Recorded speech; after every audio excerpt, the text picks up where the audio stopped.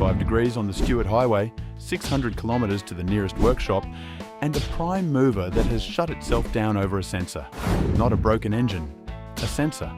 At number 5, we've got the Volvo FH16, Euro 6 spec, built from 2013 through to about 2020.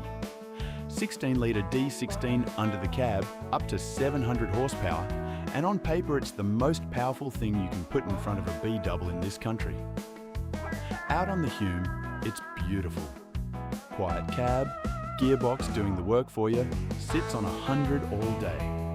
Take that same truck up the Stuart Highway in January and it turns into a different animal. The problem isn't the engine. The D16 is a solid lump of iron and it'll do big kilometres if you look after it. The problem is everything bolted on after it. You've got AdBlue dosing, you've got a diesel particulate filter, you've got emissions sensors reading the gas before and after the filter, and every one of them is talking to the engine computer. One sensor gets a coat of soot, or the AdBlue crystallizes in 45-degree heat, and the truck doesn't just chuck a light at you, it counts you down and it pulls your power back. That's not a fault, that's how it was designed. The truck limits itself so you can't keep running dirty. Lovely idea in Sweden, absolute nightmare 200 kilometres past the last roadhouse with 40 tonnes of cattle behind you. Then there's getting at it. It's a cab over, so anything serious means tipping the cab, and you're not tipping a cab in the dirt on a lean with a loaded trailer on the turntable.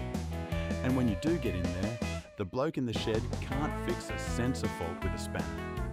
He needs the laptop, he needs the software license, and more often than not, he needs the dealer in Adelaide to log in before the truck will move again. Compare that to old iron. When old iron goes crook, it keeps running badly instead of stopping completely, and badly gets you home. Stick with it, because the machine we finish on does none of this. Number 4 is a truck a lot of blokes out west have never even seen, and there's a reason for that. At number 4, we've got the MANTGX Euro 6 from about 2016 onwards. And if you've spent your working life on the Great Northern, you might have to think hard about the last one you saw. That's the whole story right there. The truck itself isn't rubbish. The D38 is a 15-litre engine, 640 horsepower at the top of the range. And in Europe it drags 44 tonnes over the Alps every day of the week without complaining.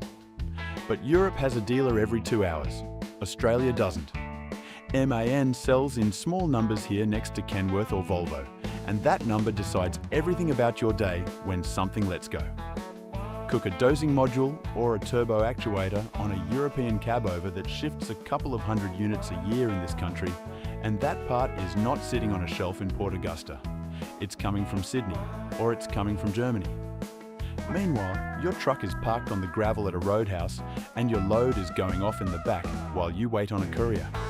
The second problem is the same as the Volvo, only worse because there's less local knowledge to fall back on. Euro 6 after treatment on a truck, almost nobody in the bush has ever worked on. The mechanic at Cloncurry has pulled apart 1,000 Cummins engines in his life. He's never seen a D38. He can't feel his way through it and he can't ring his mate, because his mate hasn't seen one either. Then there's heat. A European engine is packaged around European ambient temperature and it works hard when it's 45 in the shade and you're crawling up a jump up in low gear with 3 trailers hanging off the back. Nothing dramatic happens. It just runs hotter than it wants to for longer than it wants to, and heat is exactly what kills after treatment gear. Number 3 is a truck plenty of transport companies bought for one job and then quietly asked to do a much bigger one.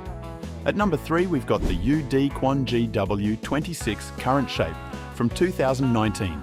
11-litre GH11 engine, 420 horsepower, 12-speed automated box, and it is a genuinely well-built Japanese truck. Lovely thing in a metro fleet.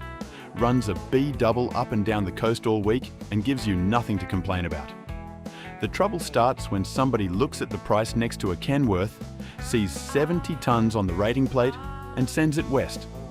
11 litres is not a lot of engine for that kind of work. It'll do it because the rating says it'll do it, but there's no fat in it anywhere. Every hill, every headwind, every stretch of soft dirt, that engine is working at the top of its range instead of loafing in the middle like a 15-litre would. Do that for years in 40-degree heat and you will not get the life out of it that the bloke down the road gets out of his big bore. Then you've got the same emission story as the rest of them. Diesel particulate filter, AdBlue, and a regeneration cycle that wants heat and steady running to work properly. It gets that on the highway. It does not get it on a stock route or a mine road where you're doing 40 kilometers an hour for 2 hours.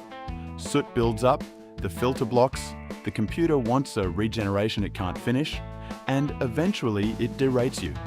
And underneath all that, it's a light-duty cab in a heavy-duty world. Japanese cab-overs are built around sealed roads. Put one over 100 kilometers of corrugation every single day, and things start letting go that were never meant to see it. Brackets, mounts, exhaust hangers, wiring looms rubbing through behind the cab until one day a wire finds a chassis rail and the dash lights up like a Christmas tree. None of that stops you on day one. All of it stops you eventually, usually a long way from anywhere useful.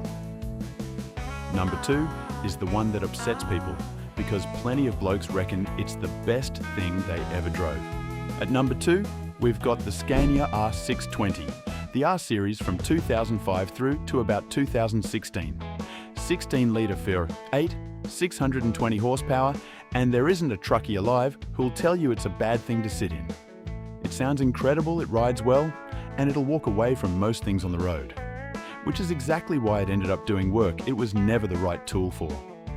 The Euro 5 version is where it gets interesting, because Scania went down the exhaust gas recirculation road instead of AdBlue on a lot of them. No AdBlue tank, which sounds like one less thing to go wrong. What it actually means is you're feeding hot exhaust back into the engine to knock the emissions down, and that's a lot of extra heat and a lot of extra soot through the cooler, the valve, and the intake.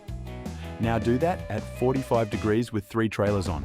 The cooler is the part that gives up, and when one of those fails, it can put coolant where coolant should never go. That's not a roadside fix with a hose clamp.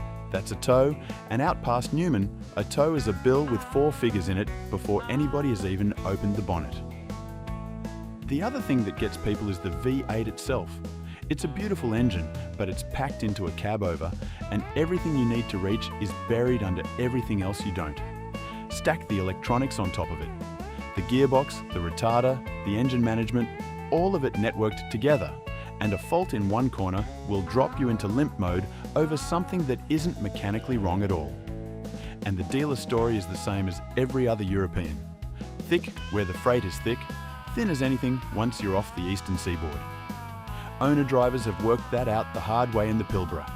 Compare it to a mechanical Detroit or a cat out of the 90s. Something breaks, you can see what broke, and half the time, you can nurse it into the next town on a bit of wire and some luck. Number 1 is the one nobody wants to admit they bought, and thousands of Australians did. At number 1, we've got the freightliner Argosy, second generation, 2012 through to 2020. And this one stings because this country loved that truck. More than 7,500 of them came in over the life of the model. It was the answer to the K100, a big American cab over with a set forward front axle so you could pull a B double set, still carry a full load of fuel, and get a bunk you could actually live in. Detroit DD15, or a Cummins ISX up front. Good gear, both of them. Here's the problem. Freightliner stopped building it. Production finished at the end of 2020 and the Cascadia took its place. So every Argosy still working in this country is now an orphan, and orphans get expensive. Body panels, cab hardware, model-specific bits, the supply gets thinner every year and the price goes the other way. Then there's the emissions gear, because that's the era it came out of.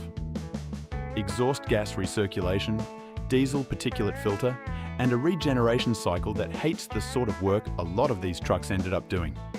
Blocked filters, sensor faults, derates on a truck that was pulling fine 30 seconds earlier.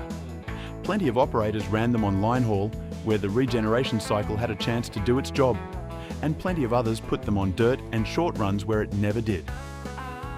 Ask any workshop what they want to sort out an after-treatment fault on a 10-year-old DD15 and watch the number they write down. And it's a cab over, so you're tipping the cab to do anything real.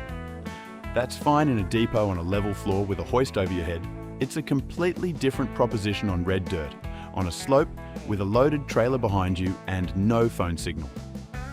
The Argosy was not a bad truck. It was a good truck, built to a standard that turned it into a computer with a chassis underneath, and then it got discontinued. Which brings us to the one that does none of it. And that brings us to the one that just keeps going. The Mack Superliner. First one landed here in 1977. And there are superliners still earning money today that were built before half the blokes watching this had a license. The old ones ran the Mack V8 and the Maxitorque box, and that is the entire point. 18 speeds you shift yourself, an engine you can hear talking to you, and mechanical systems a bush mechanic can put his hands on and understand. No laptop, no software license, no countdown timer telling you the truck has decided you're finished for the day. The current ones are still built here, at Wakel in Brisbane, and they're still built for the work this country actually does. 16-litre MP10, up around 685 horsepower, and gross combination ratings up in the range, where you're pulling triples on the Great Northern and the Stuart, not just doubles on the Hume. That matters more than the horsepower number. A truck designed from the ground up for road train work has the cooling, the chassis, and the driveline to do it, instead of a highway truck that's been rated up on paper and sent out to find out. And it's bonneted. Sounds like nothing until you're stopped on the side of the road at 2 in the morning. You lift a bonnet and you're standing on the ground next to the engine with a torch in your hand. You don't unhook. You don't go looking for level ground. You don't tip 4 tons of cab over the top of yourself. Are they perfect? Not a chance. They drink more fuel than a modern European. The cab is noisier, the ride is firmer, and you'll feel every kilometre of corrugation in your back at the end of a shift. Nobody's pretending otherwise. But the reason there are still superliners out on the Tanami and the Barclay earning a living 30 and 40 years after they were built is the same reason all the old iron is still out there. It was built to be repaired. The trucks that stop out there don't stop because the metal failed. They're stopping because a sensor didn't like what it read, or because the part is 3 states away, or because the only bloke who can talk to the computer is 800 kilometres behind you. Old iron breaks too. Nobody's pretending it doesn't. It drinks more fuel, it's harder on your back, and you'll spend more nights underneath it than you would under something new. But when it breaks in a way you can see, and seeing it means fixing it, and fixing it means you're rolling again by dark instead of waiting 3 days on a tow. Built to be repaired, not replaced. If you reckon the old iron still has a place out on the road, stick around. And tell us in the comments which of these you've driven or had to fix. Because the trucker driver trusts and the trucker manufacturer wants to sell him stopped being the same machine a long time ago.